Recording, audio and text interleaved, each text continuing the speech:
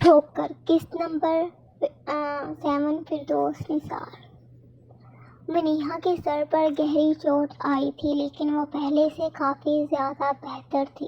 منیہا نے زوار کو اپنے گھر کا ایڈریس بتایا تو زوار اسے واپس اسلام آباد اپنے ساتھ لے آیا اور اس کے گھر چلا گیا، جبکہ گھر اندر داخل ہوتے ہی آغا صاحب نے گھر کے اندر قدم رکھتے ہی منیہا کے منہ پر زوردار تھپڑ مارا۔ بے شرم، تمہیں ذرا شرم نہ آئی؟ یوں ہماری عزت کو نیلام کرتے؟ نہیں بابا پلیز آپ میری بات تو سنیے۔ منیہا نے کچھ کہنا چاہا، بس ہم کچھ نہیں سننا چاہتے۔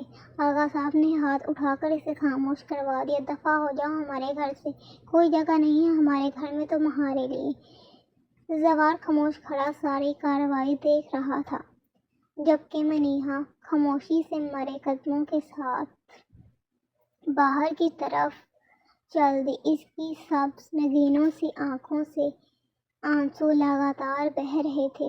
زوار نے اسے اپنے ساتھ بٹھایا اور گاڑی آگے اپنے گھر کی جانب بڑھائی۔ پتہ نہیں کیوں لیکن اسے منیہا پر ترس آ گیا تھا۔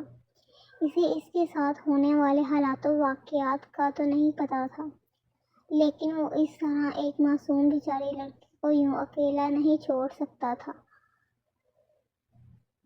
وہ منیہا کی تکلیف کو محسوس کر رہا تھا۔ ایک سگنل پر گاڑی رکی تو وہاں موجود کچھ شرارتی لڑکے ویڈیو بنا رہے تھے جس میں زوار اور منیہا بھی آ رہے تھے، لیکن زوار کو ابھی اس بات کی خبر نہ تھی۔ زوار نے پانی کی بوتل منیہا کی طرف بڑھائی جو کہ اس ویڈیو میں ریکارڈ ہو چکا تھا۔ جب وہ ویڈیو سوشل میڈیا پر اپلوڈ ہوئی تو کچھ بلاگرز اور یوٹیوبرز نے ویوز کی خاطر اس ویڈیو میں سے منیہا اور زوار کا وہ سین نکال کر اسے الگ رنگ دے کر اپلوڈ کر دیا، جو راتوں رات وائرل ہو گئی۔ اور صبح تمام نیوز چینلز نے اور اخبارات میں اسی بات کا چرچا تھا کہ آخر منیہا اور زوار کے درمیان کیا تعلقات ہیں، کیا رشتہ ہے۔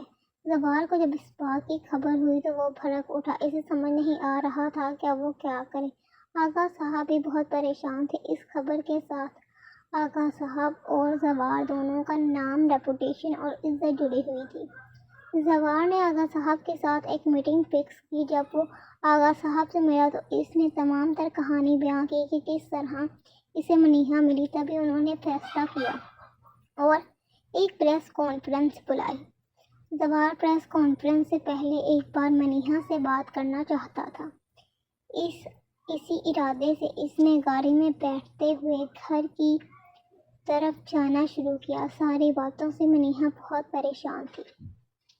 وہ لون میں بیٹھی اسی بارے میں سوچ رہی تھی۔ اسے ارینا اور پلوشا کی نصیحتیں یاد آ رہی تھی۔ کتنا سمجھاتی تھی وہ اسے کہ غیر محرم سے محبت کرنا حرام ہے، لیکن اس نے کسی کی ایک نہ سنی اور وہی محبت آج اسے ایک ایسے دہانے پر کھڑا کر گئی تھی جہاں اس کے پاس تباہ ہونے کے علاوہ کچھ نہ تھا۔ نہ صرف اس کی عزت برباد بن آئی تھی بلکہ اس کی وجہ سے اس کے باپ تک نے اسے دھتکار کر گھر سے نکال دیا تھا۔ وہ باپ جس نے آج تک اسے اونچی آواز میں بات تک نہ کی تھی، کبھی اس پر غصہ نہ کیا تھا، وہ اس سے اتنا بدگمان ہو گیا تھا کہ اسے گھر سے نکال دے۔ کتنی اذیت، کتنی تکلیف، کتنا درد اس وقت کیا محسوس کر رہی تھی صرف وہی جانتی تھی۔ ایسی ذلت اس نے کبھی اپنی زندگی میں نہ اٹھائی تھی۔ دل چاہتا تھا کہ خودکشی کر لے، لیکن پھر پلوشا کے جملے کانوں میں گونجتے کہ خودکشی کرنا حرام ہے۔ اس کے پاس کوئی راستہ بھی نہیں تھا۔ وہ انہی سوچوں میں ڈوبے ہوئے تھی جب زوار تیزی سے گاڑی بھگاتا گھر کے اندر داخل ہوا۔ السلام علیکم، زوار نے نرم لہجے میں منیہا کے قریب کھڑے ہوتے ہوئے کہا۔ وہ جھولے پر بیٹھی ہوئی تھی۔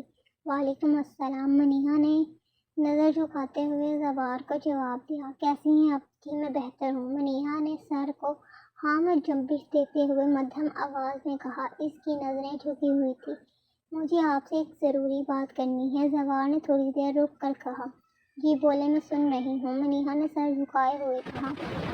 میں آپ سے نکاح کرنا چاہتا ہوں۔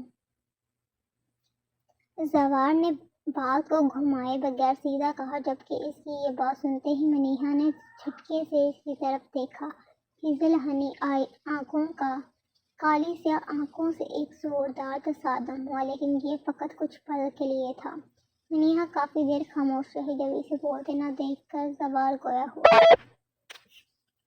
دیکھیں، جو آپ چاہیں گی وہی ہوگا۔ میں صرف آپ سے پوچھنے آیا ہوں، آپ کی رضامندی۔ میں نے آپ کے بابا سے بھی بات کر لی ہے، انہیں بھی ہمارے اس رشتے سے کوئی اعتراض نہیں ہوگا۔ تمام حقیقت جاننے کے باوجود میں آپ کو اپنی زندگی میں شامل کرنے کے لیے تیار ہوں، اور میں آپ سے وعدہ کرتا ہوں کہ میں کبھی بھی آپ کے ماضی کو استعمال کرتے ہوئے آپ کو تنگ نہیں کروں گا۔ ماضی میں سب سے غلطیاں ہوتی ہیں۔ میں آپ کو اس بات کی ضمانت دے سکتا ہوں کہ آپ کا ماضی کبھی بھی ہمارے مستقبل میں نہیں آئے گا۔ آپ بالکل پریشان نہ ہوں، فیصلہ آپ کے ہاتھ میں ہے۔ آپ جو فیصلہ کریں گی مجھے منظور ہوگا۔ میں آپ کے جواب کا انتظار کروں گا۔ یہ کہتے ہی زوال آنے کے لیے مڑا۔ ابھی وہ چند قدم ہی آگے گیا تھا جب منیہا یکدم بولی، وہ مجھے یہ منظور ہے۔ زوال نے پلٹ کر دیکھا تو منیہا نے نظریں جھکا لی۔ منیہا کی رضامندی جان کر زوال کے چہرے پر ایک خوبصورت مسکراہٹ آن ٹھہری۔ وہ جھٹکے سے مڑا اور گاڑی میں بیٹھ کر گاڑی بھگاتا چلا گیا۔